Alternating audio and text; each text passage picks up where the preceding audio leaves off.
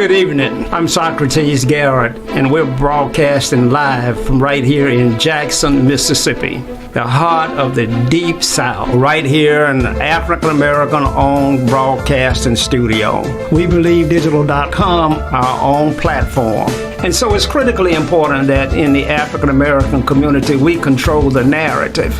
I look forward to receiving opportunities to show and advertise your products for goods and services and to move your brand along in this community. We're broadcasting live on Facebook. When We Believe Digital Podcast, go to Roku and download our app, and We Believe Global, with shows like this to bring articulate, intelligent conversations and dialogue to our platform. So I'm here to continue sounding the alarm. This is how the South is going to rise again.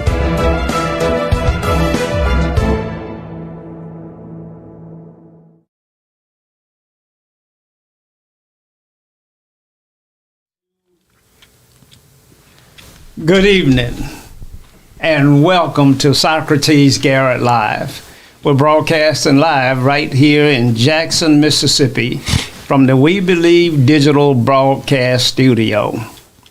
My guest is the Dr. Eldridge Henderson. I shouldn't call him a guest. He's been here long enough now. He's homesteading. He's permanent fixture on this show. So he's my co-host. And he and I are going to talk to you about some things that could really make a difference in the African-American community when it comes to trying to improve the quality of life.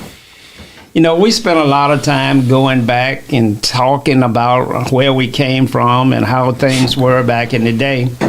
And I think it's absolutely necessary that we do some of that, and we continue to bring that to you on how things were in Mississippi in order that you might gauge how things are in Mississippi today.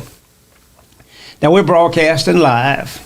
We're being seen in over 139 countries. You can find us on Facebook, on YouTube, on Roku TV, and our very own website, WeBelieveDigital.com. You can call in tonight and join the discussion at 800-492-5186.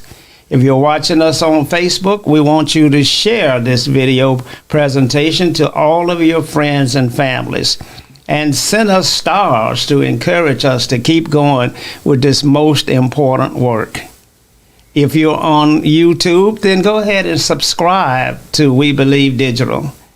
If you're watching us on Roku TV, then you've already downloaded the app from the Apple Store, and our app sits right there between Showtime and Netflix. You would think we're one of the big boys with the kind of revenue that they have. Even though I understand that Netflix just lost 200,000 subscribers, and they're going to a lower price at $6.95 a month. But you got to listen at all of those commercials. So they want to make some money from advertising now and just not from subscribers. So the market continues to change every day.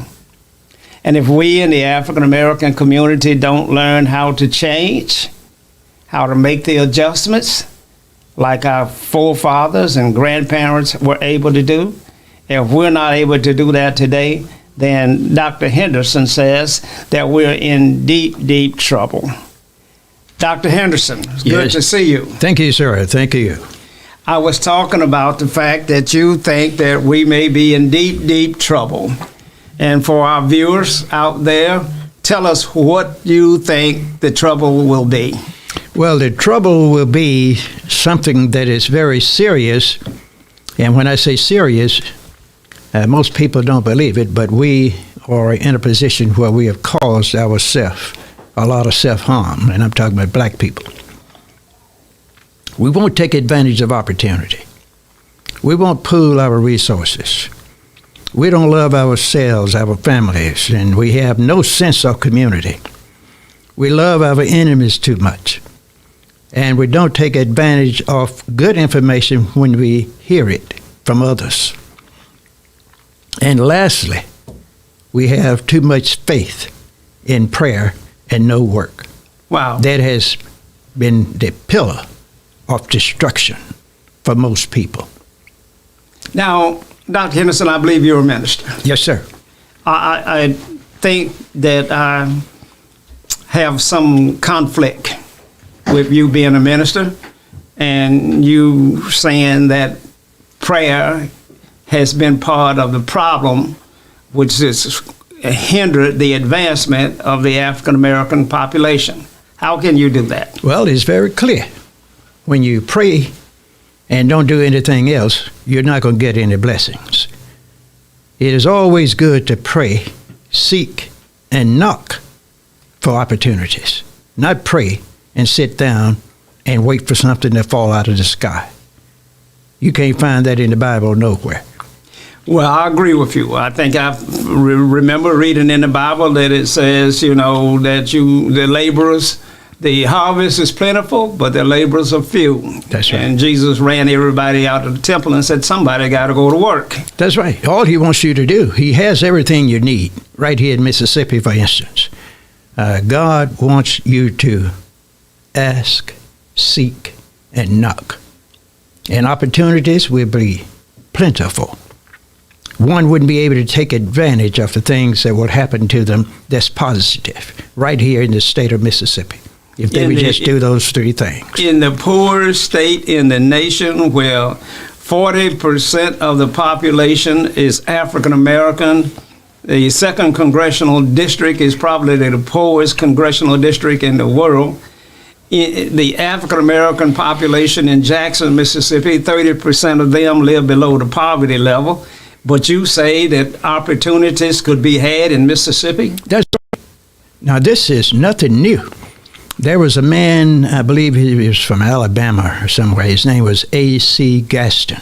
I know the name well. He says that's what the opportunities are with poor folks. He says if poor folks have some money, they're going to spend it all. So you got to be able to get with the poor people and help them separate themselves from their money, and then you make the money off them and save it and invest it and then help them change their lives because they won't do it for themselves. And so poor people, you want to be where poor people are because you can charge them more. I don't think they have more income to spend.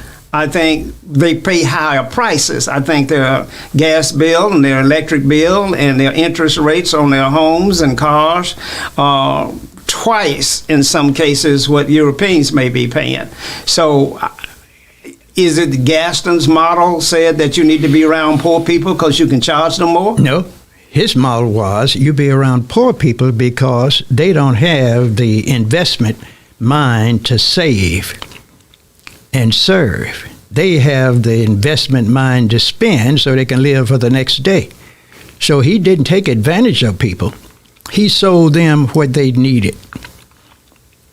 For instance, when he was a poor boy working in the mines, he would go and find rocks and paint those rocks and sell them to old ladies and families for a nickel apiece so they can prop the door open, because they didn't have electricity.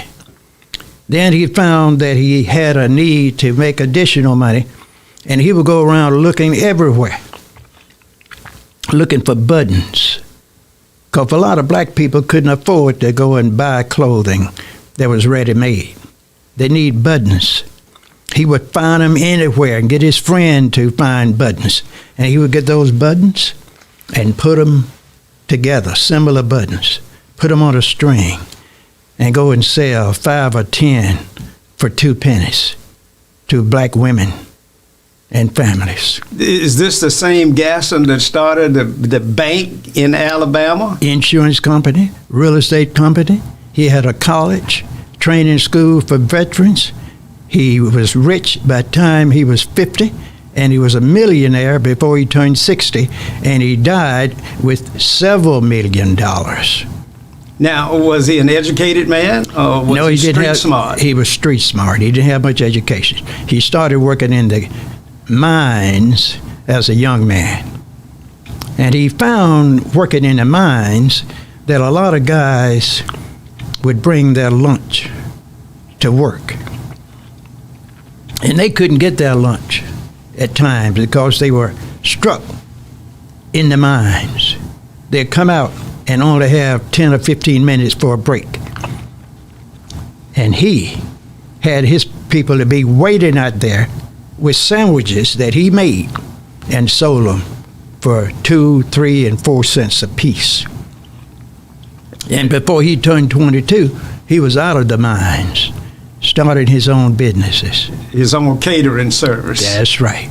Now, Dr. Henderson. With nothing now, nothing. I understand that there are self-made men that come from absolutely nothing and go on to do some remarkable things, as Dr. Gaston has done.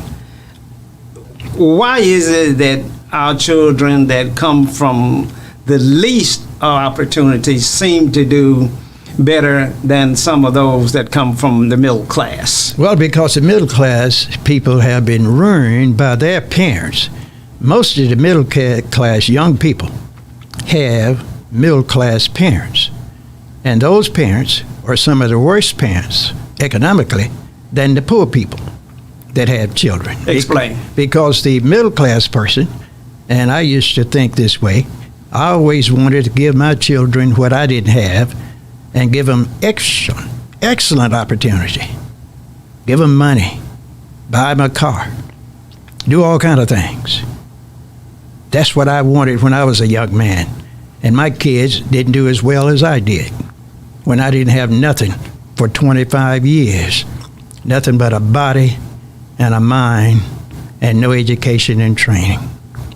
Doctor, you have been quoted as saying that black folk are part of a permanent underclass.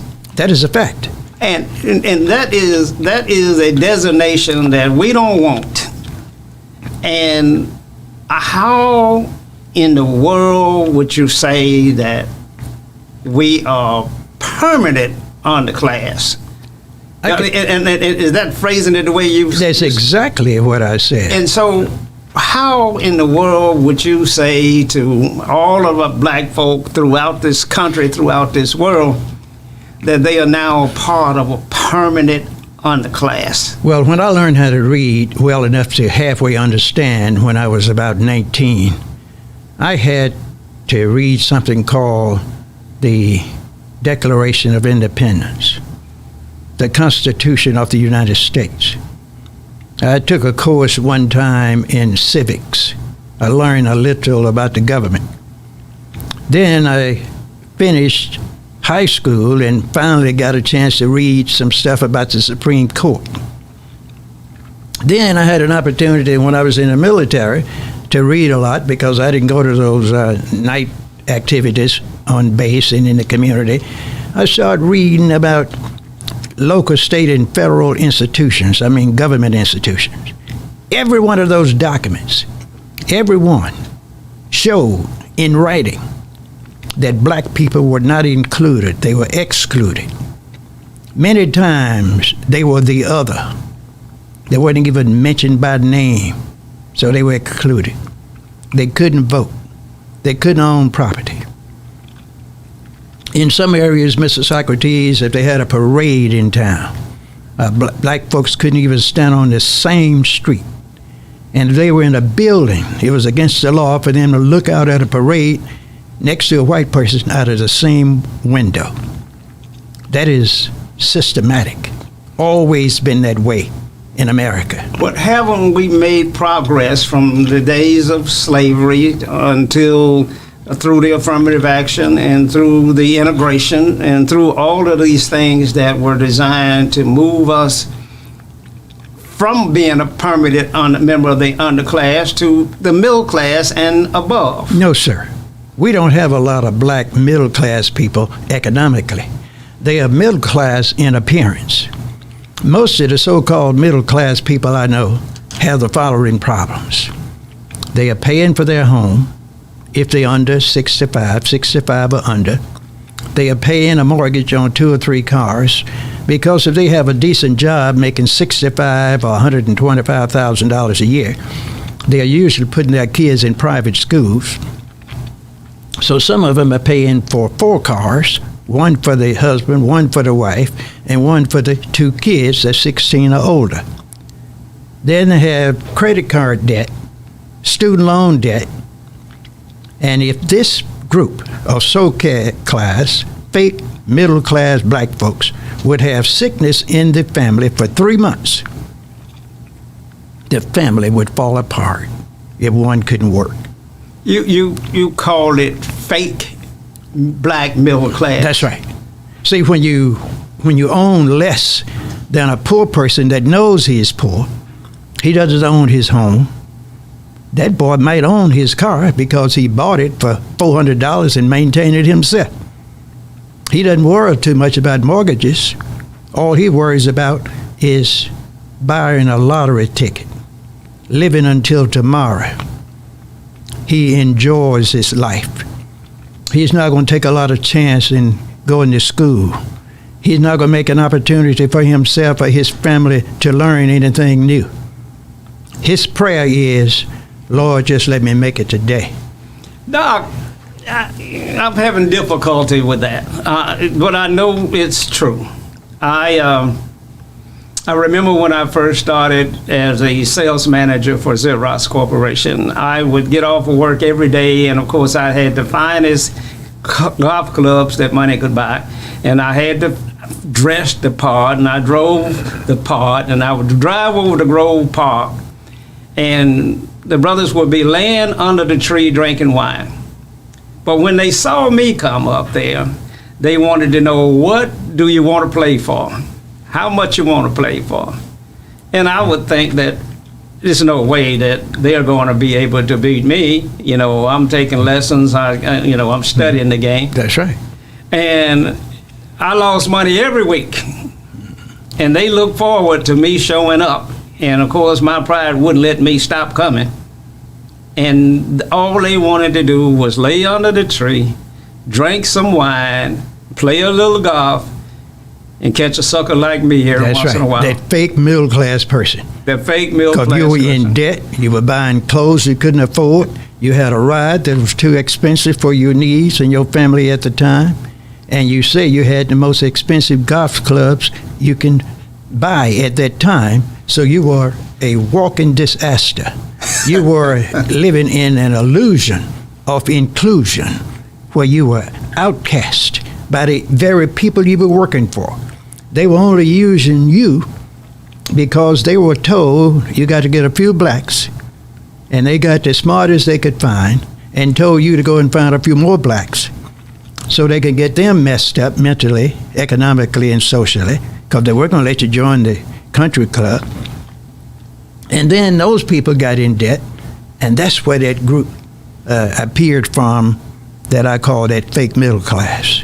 Started in the late 1960s to about 1985. After 85, the bottom fell out of the black people. The big companies started leaving the inner cities, on and on and on. And now we're worse off than we were in 1965. I mean, today. Worse off economically, socially, and politically. Even though blacks are in charge everywhere, where there's a great number of them politically, have no power, don't have the ability to negotiate and work in teams to find the resources that are available to run good governments, to run the church. Blacks in predominantly black areas control the education system. And Mr. Socrates, they're doing the same thing that the others were doing, but doing it worse. When I went to high school, I left high school with a little experience in carpentry. I know a little bit about making chairs and desks. I know something about auto mechanics, because I would look in the shop and play around with that.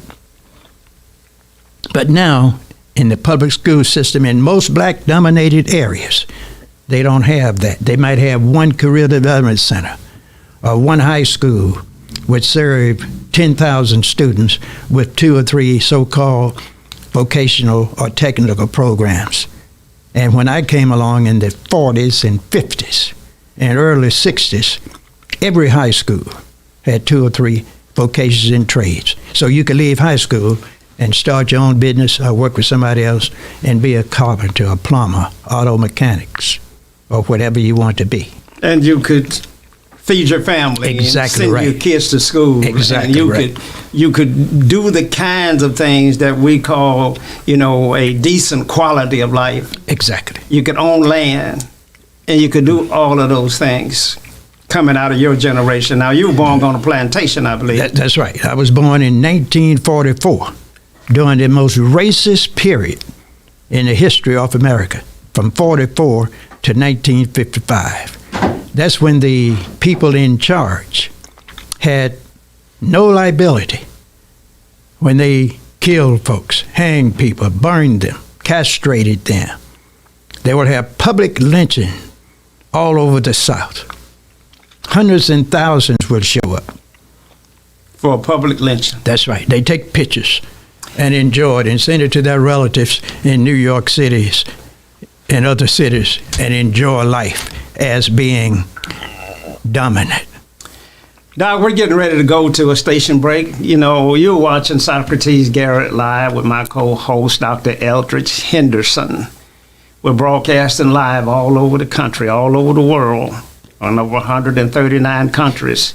You can follow us on Facebook, on YouTube, on Roku TV. You can call in at 800-492-5186. If you're watching us on Facebook, we want you to hit the share button with all your friends and family. I want you to send stars to support this program. It's tremendously and critically important, the work that we do. If you're on YouTube, go ahead and subscribe to this program. If you're watching us on Roku TV, then you've downloaded our app. And our app sits right there between Showtime and Netflix. And so we're trying to get the word out. What is the state of the African American today, and where did we come from? Now, after this break, we're going to talk about some things that we got to do to correct the things that Dr. Henderson has proclaimed. So stay tuned, and we'll be right back.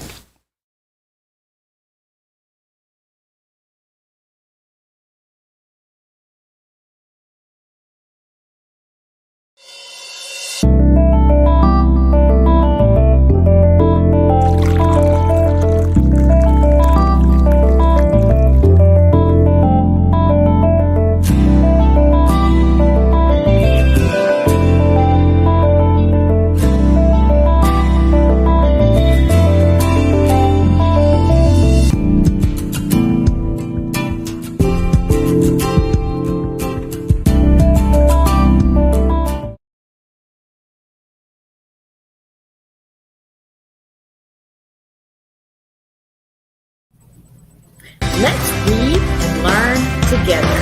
Meet Mason. Written by Sherry Tate. Illustrated by David. Mason is a young, inspired learner. Walk with him as he uses his 5 senses to explore the world around him. Your young one can learn to identify shapes, numbers, letters, and more with Meet Mason. Available now on Amazon.com.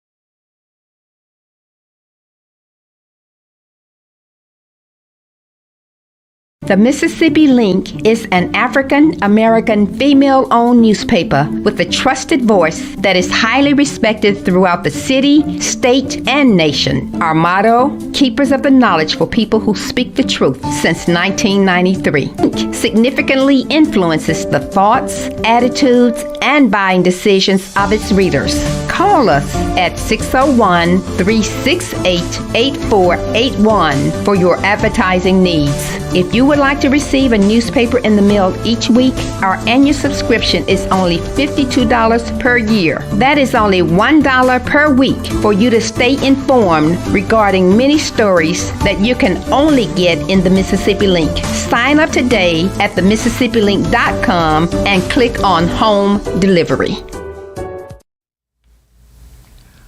Welcome back to Socrates Garrett Live. We're broadcasting live right here from Jackson, Mississippi, in the heart of the deep, deep South. In Mississippi, where our history, we are ashamed of our history. Some of the things that Dr. Henderson and I have been talking about just decries and make you feel bad and ashamed.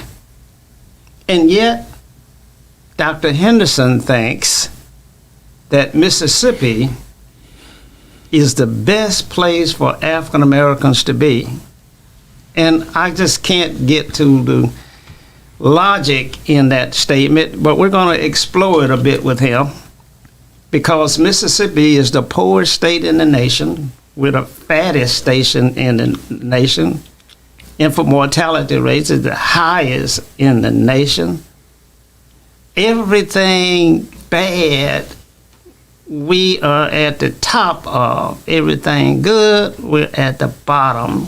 We have more people incarcerated in Mississippi than they do in third world countries. You know, our prison population is the largest in the nation. And 85-90% of our prison populations are African Americans. And why would this learned man say that Mississippi is the best place for African Americans to be? And we're gonna dive into that a bit. Dr. Henderson. Yes, sir. You heard what I said about Mississippi. I sure did.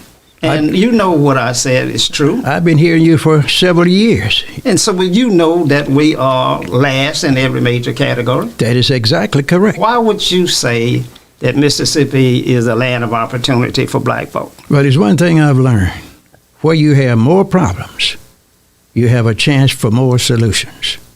If you have a lot of bad things going on, there's a lot of work for smart people to come in and provide corrective action strategies to eliminate those problems.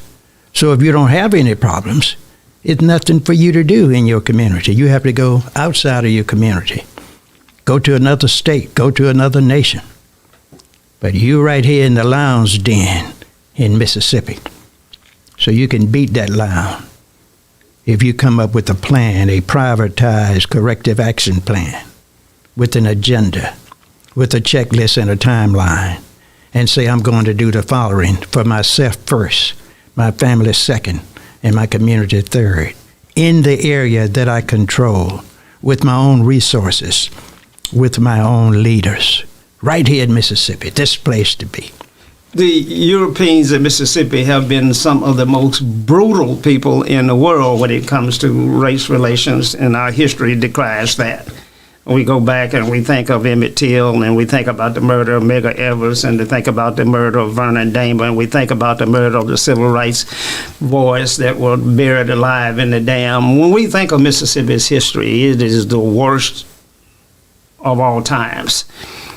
And so and black folk left here as fast as they could, the great migration during the Industrial Revolution. Black folk left here in droves. But you're saying that this is the place to be. That's right. It's a place to be, because a lot of people don't understand that poor white folks left here in groves too. They were catching trains day and night, headed out of Mississippi, Alabama, and Georgia, going to Chicago, Philadelphia, other places to get jobs, especially prior to and during World War II.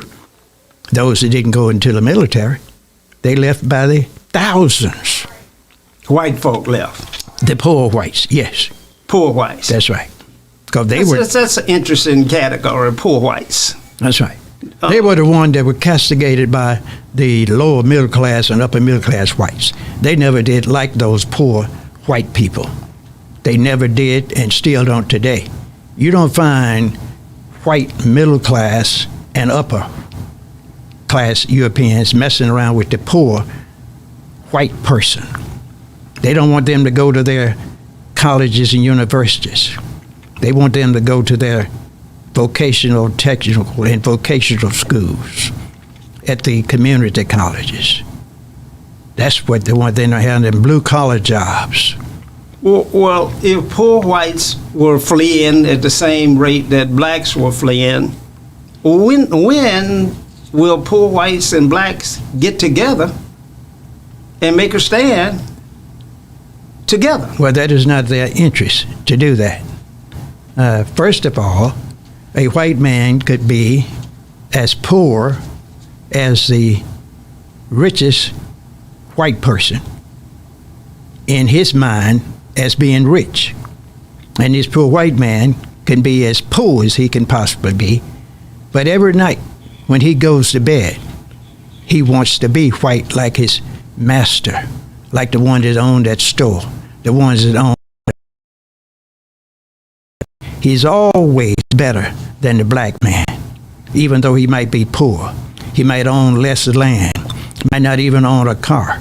During the early days, he might not even own a mule, because he was sharecropping too. But he was always higher than the black man in his mind. The middle class black, the blacks that were learned, and the blacks that had shown some degree of expertise in starting businesses and raising family and building churches, the poor white man thought he was better than them? Better than those. And then when the black man got to the point where he showed he was better, the middle class and upper whites then would put the poor white black on the black man who was trying to make it economically.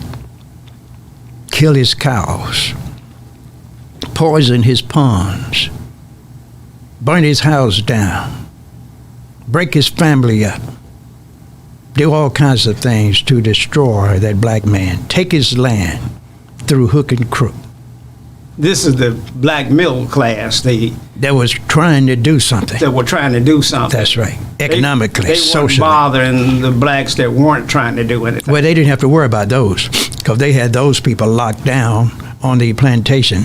And those that called themselves not farmers, that lived in the towns, always had jobs making $2 and $3 a day. So they weren't worried about anything. They were locked in the ghettos. And in order to survive, they either had to work or steal. And many of them then were engaged in the black market activity in their community, gambling, prostituting, selling drugs, selling alcohol, doing all kinds of things just to survive. I knew a lot of those folks when I grew up in the 40s and 50s. So we got this two groups. We got two groups in the white community, and we got two groups in the black community. And they will never get together, never. Neither one of those groups can ever get together with the other group? Not in the history of mankind for the next 500 or 600 years, because they've been trained to hate each other politically, socially, religiously. Even the Bible teaches division among the people. What do you mean by that? It says basically that you're supposed to love your enemy. You're supposed to allow them to abuse you and forgive them and try to catch hell on earth in peace and harmony and die and go to heaven. That's what the Bible taught black folks and poor people. That was trained in their system, in their culture, by the black and the white ministers, because history shows that the black ministers were trained by white ministers. And when a black got to the point where he was a good black, the plantation owner then will allow him to go to various plantations to preach on weekends, because this man had an opportunity not to work too hard in the fields. He was a supervisor. He drove the buggy. He worked around the big house, in the barn, things like that. Or he was the local breeder for the plantation owner. That was the role of that dominant black man, which often was the preacher or the bully in the community. We believe that religion was the one thing that allowed black folk to endure the treatment that they were receiving every day, with the scars on their back, with the beatings, with the whips, with all of the chopping off limbs and all of the things that were going on, that it was the faith, it was the religion, it was the belief that there was going to be a better day. They were taught that, sir. That kept them alive. That's right. Now it's kept them alive, and that's a good thing. So it can't be a good thing and a bad thing. Well, it was not a good thing. It was not a good thing. Slavery would have ended, at least, we're just going to say we had slavery in America. I'll just say roughly 450 years. Slavery wouldn't exist 50 years if black people had rebelled when they had the opportunity, like a few did do in the early days. They were always outnumbering the white people on the plantation. But they didn't fight for themselves because the white man knew that if you give a black person an opportunity to think he is a human being and that he is as good as he is, he's going to believe that. Now, hold up a second now. You're saying that slavery would have ended within 50 years if black folk wouldn't have been indoctrinated with this religion and other rewards. That's if right. they had rebelled and understood that they were being beaten down with no value and That's no right. future, and that death was as good as that life, that slavery would have ended. Exactly right, because death is always better than slavery in the minds of people like me. Always better.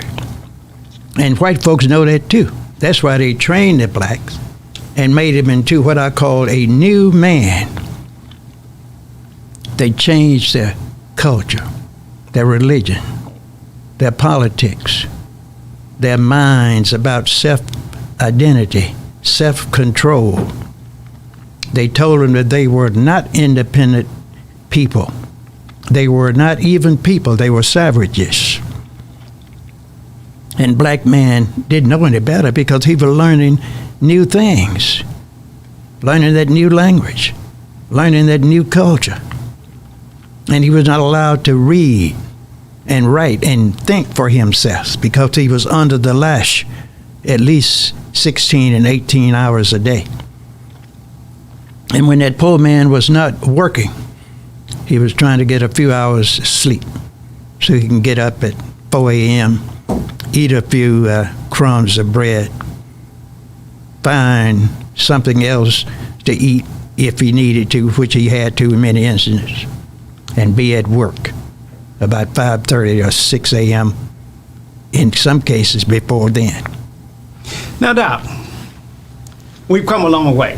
That's right. You say Mississippi is the land of opportunity. I'm here in Mississippi, and I too believe that there are some things that we could do because there's so many of us in Mississippi that if we would all come together and rebel, as you say, not against the master, but rebel against the economic deprivation That's right. that's going on in our community, if we would stand up and fight even today, That's right.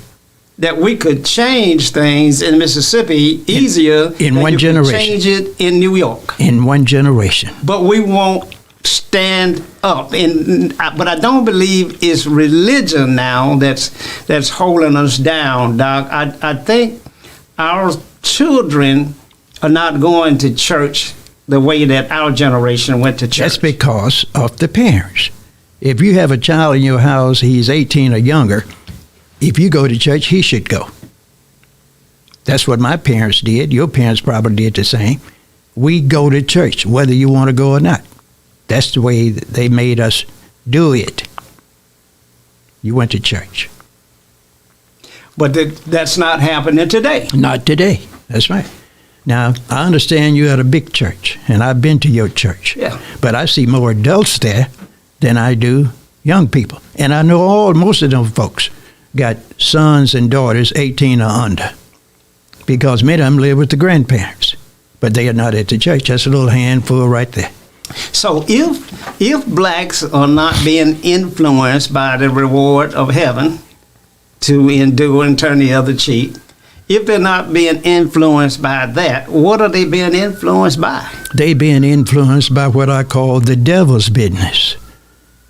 Sex, drugs, laziness, taking the easy way out in education, not taking advantage of education and opportunities that are present for those that can't even afford it. For instance, we have 15 community colleges in Mississippi where you can go to school free. If you don't even have a high school diploma, you can get in those schools at 16, get a free GED. Many of these community colleges have 15 to 40 different vocational, academic, and technical trades where you can get certifications and credentials, and some of them in 6 months to 2 years. Job opportunities everywhere. And we won't take advantage of them because we don't know about them. Our churches not organized where they teach their young members about these kinds of things in school. So our children are being influenced by the devil's what?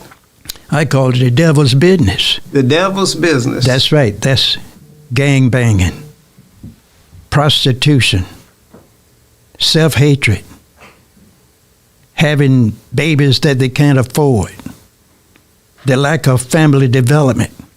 All of this encouraged by black people, including the church. The church don't break in and talk about anything that's going to develop the moral of the people. They're not in the moral development business in most cases. We're going to go to a station break, and we're going to come back, and we're going to deal with this devil's business a little bit more. I think that I don't clearly understand that, and we're going to have to develop that. You're watching Socrates Garrett Live with my co-host, Dr. Eldridge Henderson. We're attempting to bring you information and honest dialogue about what's going on in the African American community. You won't find this kind of a discussion on the 6 o'clock news or anywhere else, quite frankly, not in the lecture halls, not in the legislature, not in the city council chambers.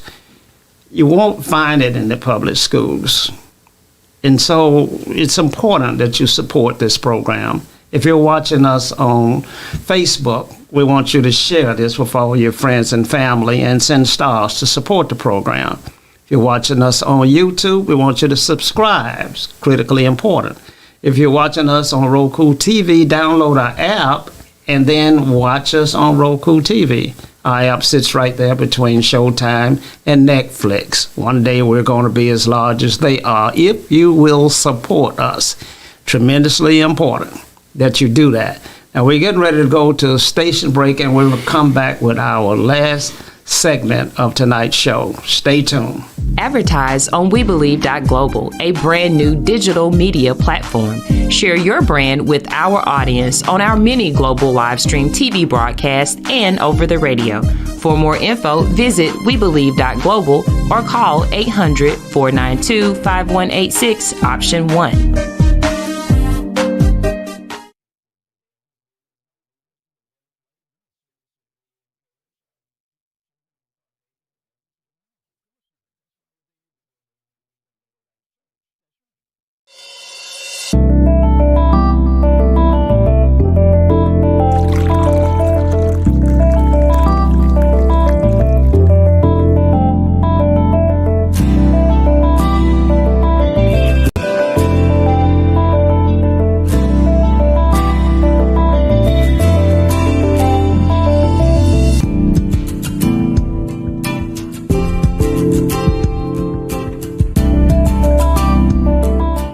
Are you dreaming of becoming an entrepreneur, but you're not sure where or how to start?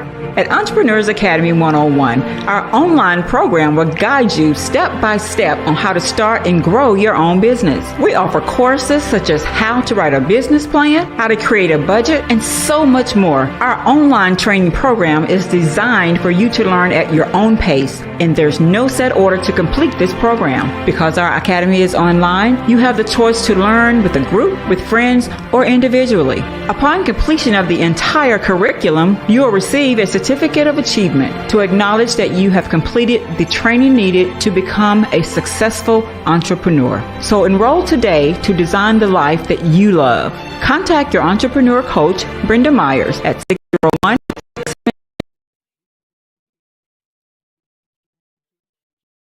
6 888-646-0695 or visit our website at www.entrepreneursacademy101.com for more information.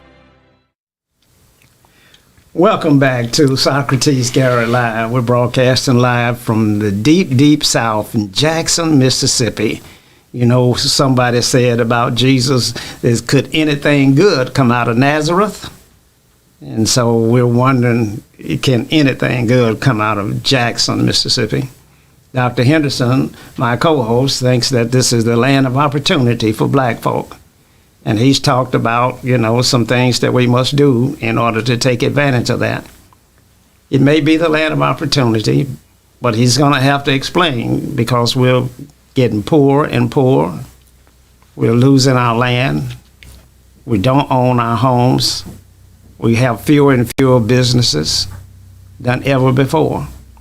So it's something sinister going on if this is the land of opportunity, and yet black folk are sliding backwards at a tremendous pace. Now, Doc, you brought up this term, the devil's business. Right. And we're going to get to our children, because the children are our future. We sing that all the time. You know, the children are our future. And we hope that the children will take us to places we weren't able to get ourselves.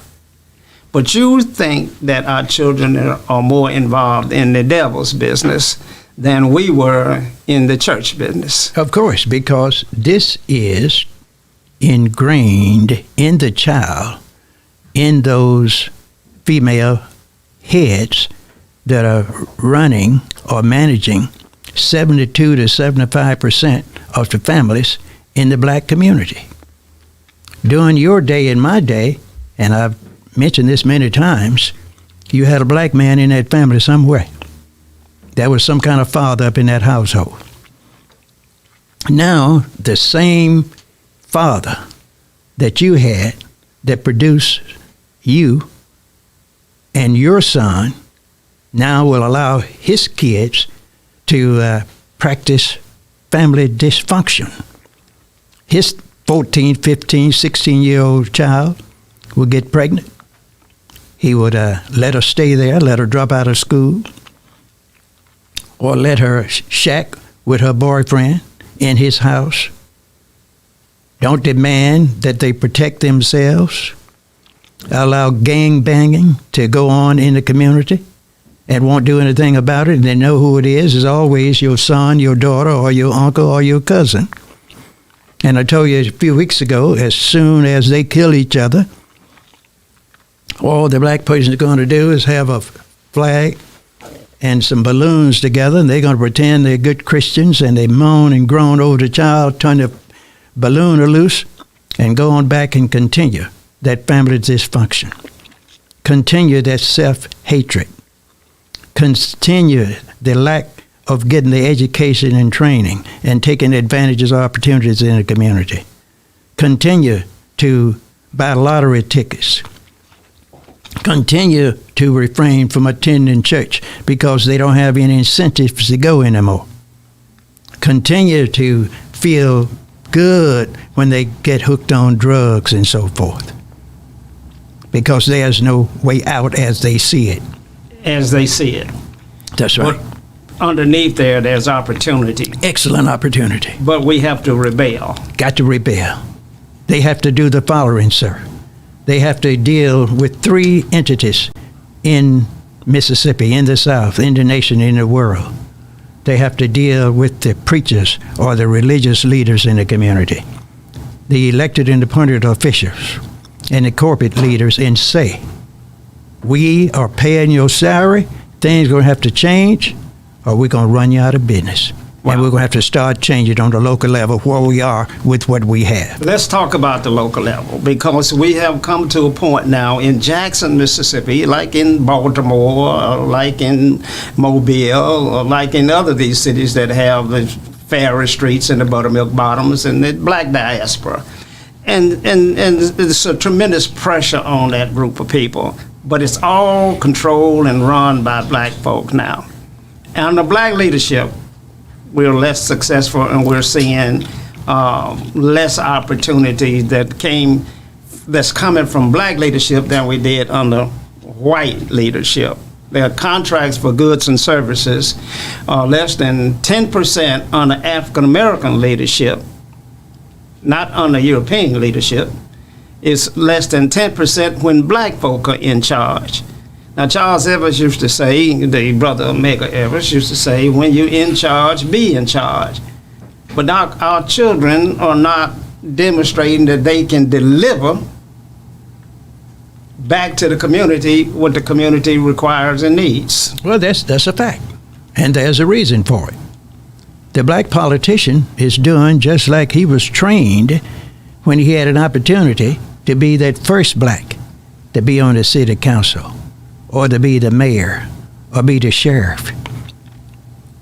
Usually, when you have your first black politicians, or your first black in anything, they're going to get what I call a moderate or a liberal person that think and act and want to be like the people that's going to finance his campaign. Hell, a white man is not going to go and find a black person that's a radical and give him $200 or $300 to run for sheriff or school board, or even get on a commission or a board agency for the state.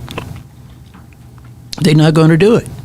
So people get people that they can control, and they put them in office. And a good example, before the black people got in office in many of the cities, they had a quota for blacks to get contracts. White folks said, we'll give blacks 5%, which they didn't do. When the black folks got in office, and they might have been 90% of the population, they say, we're going to give blacks 5% of the contracts. And they don't do that either. So there's no change, because the same person that was not able to get in office when the blacks started voting, they found their blacks that they could train and support and court, and they then would do the same thing. Now, Doc. Yes, sir. Then we got to take our community back. Is it going to take radical leadership? Is it going to take, people that are not under the control of their European master because of campaign donations, and because they want to be a member of the country club, and because they want to be loved? I mean, are we going to have to get rid of that group of people? But I don't know who you have to put in place. If you remove that segment of the population, who would we in fact have to put up to do the job? Sir, there are thousands of them. To give you an example, there are a lot of black males and females that have integrity, education, training, leadership, ability. One could be a person named Socrates Garrett. I know hundreds of them. They are not interested in that kind of thing in politics, because they say, we want to work with the people that's in office. That is not the way to go.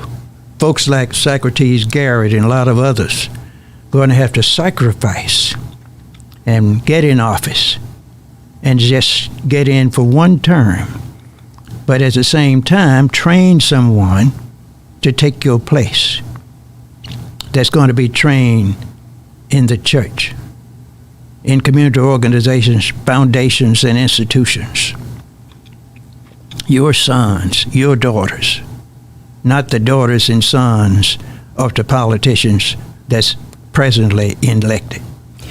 And Doc, it's so evident in Jackson, Mississippi, we are struggling. We've had a tremendous water crisis. The world knows. Everybody has come to our rescue. We got more bottled water now than we ever had before. We got so much bottled water, we have reinstituted the recycling program, because we got these plastic bottles everywhere. That's right. And so Jackson is under the spotlight with failed leadership, with failed politicians that have not been able to maintain the infrastructures of the requirement of the city.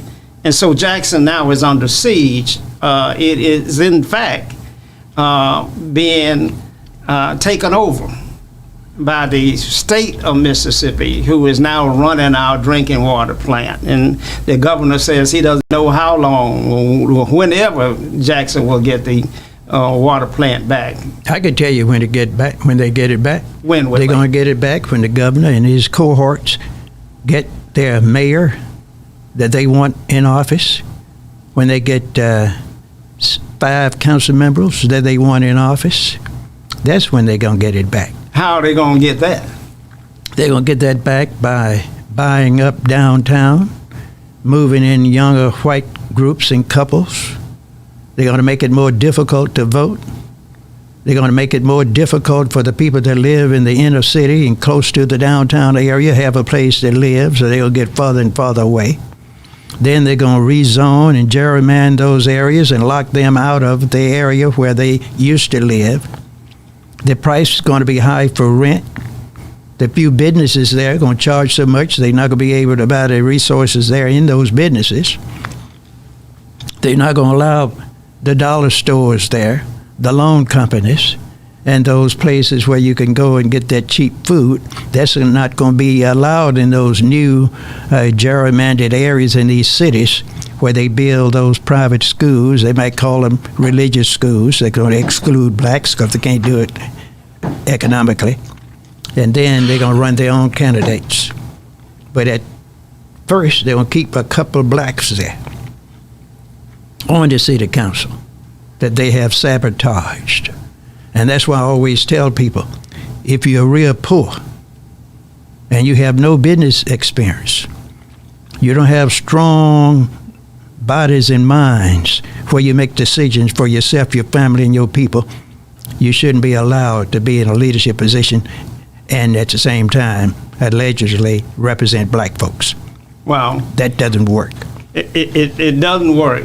And so we have a situation here now where a black man has been recorded by the committee, the evaluation committee, to have had the best proposal at the best price for the city of Jackson. And this black man cannot get full votes from an African-American dominated city council to do this work. And so he's been working, and I want our viewers to hear this clearly because you're not going to believe this. But a black man has been picking up the trash in Jackson, Mississippi for 6 months without getting paid. Imagine that. He's been picking up the trash for 6 months in Jackson, Mississippi without getting paid. Doc, I don't know how African Americans sleep at night knowing that they are treating another African American that way. It's very easy. That's that training that they received. See, a lot of these black people that are in these positions of responsibility are not responsible. They have that, what I call that white mentality, where they want to be like the oppressors. So they're going to whip that black man harder than the slave master. Wow. If they say we need a quota to give blacks justice, economic justice, it's not going to be as high as the white man will allege on paper. He's not going to do it either. But he'll say, I'm going to give you an opportunity to apply. And the black politician or the black leader or the black preacher won't even give you an opportunity to apply because he can't make that decision. The person that gave him money for his campaign help him build that new church going to have to be called and say, boss, these are the problems we have. These are the decisions we have. I have thought about this. What do you think about it, boss? No, you can't give that contract to this person. No, you shouldn't give a job to this person. I know a better person. I'm going to send them down to you. They don't even need to bring a resume. Well, the former governor, the former mayor of a certain city, the former board member of a certain agency told me to come down, Mr. Mayor, and interview for this job. You've already been told they're going to send you down. I've been in situations like that. So that person's automatically hired. Now, you're going to interview 2 or 3 more, but You're wasting their time and yours too. You know who you're going to get a job to. I have been in situations like that when I worked for the federal government. Now, Doc, these conditions are not just isolated in Jackson. No, they're not. All over the country. Matter of fact, all over the world, really. All over the world. Mm-hmm. Black folk are acting the same. That's right. All over the world. And we allow it to happen. And we're allowing that to happen because we don't rebel. That's right.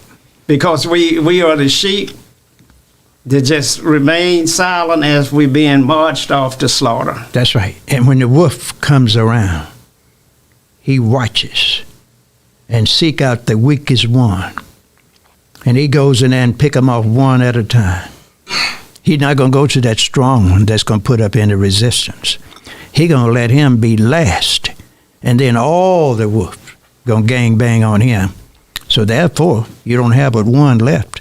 You're compromised all the others. And now you're the king of the forest again. Wow. And those few that you didn't kill, been whipped so, they are wiping their wounds. And they just accept things as they are. Now, the reason I'm sounding funny, I've been to the doctor today and I've had some surgery, as you know. And that's why I'm sounding funny today and not talking properly. Oh, you're talking just good. I mean, actually, your conversation this evening has been very enlightening. But now, I can tell you this. We've come to one solution. I think you've come up to a couple of solutions that we're going to have to implement. One is that we got to rebel. Got to rebel. Got to. And not necessarily against white folks alone. We got to rebel against blacks and whites. Anyone that is putting you in a situation where their interest is superior to yours, you have to get those people out of power. So we're going to rebel against those people, and one of the ways that we do rebel is by unelecting them. That's right. That's one. And number two, boycotting them. Boycotting. By building your own institutions, your own resources. You don't go around and tell somebody, I'm going to boycott the nail place, the fingernail place, the convenience store. You just build you one. You're financing those places anyway, so you build your own convenience store. The churches can do it in 30, 60, or 90 days. You build your own banks. The churches have billions of dollars nationwide. In Jackson, Mississippi, they have enough money to build a brand new bank in 30 days through the state laws already set. And all they need to fill out a few papers, and they can do it. They have the leadership already working in the other banks. They can get those guys and ladies and have independence where they can build new subdivisions in 90 days because the qualified blacks that had the money in the bank, and all the blacks in Mississippi and Hinds County and Jackson are not poor folks. A lot of them have a lot of money in these banks. It's not invested properly, but they have it.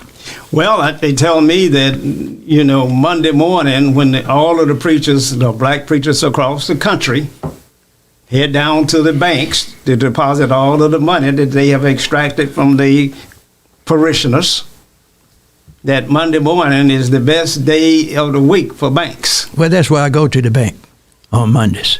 I like to see that happen, and I do see it. I saw a big old black preacher. He was a big one, too. The other week, he came in with a bag full of money, and he went to a special side, and one of the persons sitting in the back there, not a teller, took care of that boy. He was skinning and grinning, patting himself, talking the Bible, got his receipt, and left all that money up in there. He got special attention. He has arrived. You know him well. I know him well. Everybody in Jackson knows him. I tell you, he has arrived. I guarantee He's taking care of the business of the oppressor. And I bet you couldn't find 5 members that's qualified to get a home loan in the area where the church is could get it from that same bank. They'll say, we don't invest in that area, boy. Red line. Exactly right. And Now, we're coming to the end of our program. I think we talked about some things that we're going to explore. We're going to talk about the devil's business a little bit more as we go along. We're going to talk about the devil's business versus the business of the church and the role that the church plays in this important thing. And we're going to talk about rebelling, which means to unelect people that are not delivering for you. And we're going to talk about how we boycott that. Interestingly enough, your theory of boycotting does not require you to say, don't go somewhere and shop. Of course not. That's wasting your time. All that's going to do is hurt you in the long run, because if you take the European man's money by boycotting his business, he's going to get you marginalized to the point where he's going to call the preachers in, the few black leaders that's acting as Uncle Toms, and say, well, I want y'all to come on in here, talk to me, I'm going to give y'all a job. And he's going to start you right at the bottom in the pecking order, as if it's a bank, as a teller, if it's a store, as a clerk. And it might even be real nice to you and make the black person that he hires head of the stock department in the basement. We're about to run out of time. Matter of fact, we have run out of time. But as always, we want you to join us on Fridays at 5 p.m. It's Dr. Eldridge Henderson and myself. We're going to continue to talk about how do we move the needle when it comes to empowering and improving the quality of life for black folk. We're not going to take this laying down. We're not going to just sit back and watch others enjoy all of the largesse and have great qualities of life, live in the best houses, drive the best cars, their streets are smooth, and we're not going to just sit down and idly go by when we have our own economy that we're supposed to be in charge of. Now, we're not talking about boycotting or taking something from a European economy. We're talking about taking control over our economy.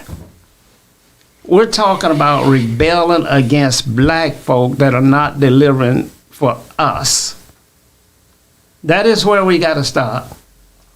The war today is between the black elected official and the black business class. That's where this war is today.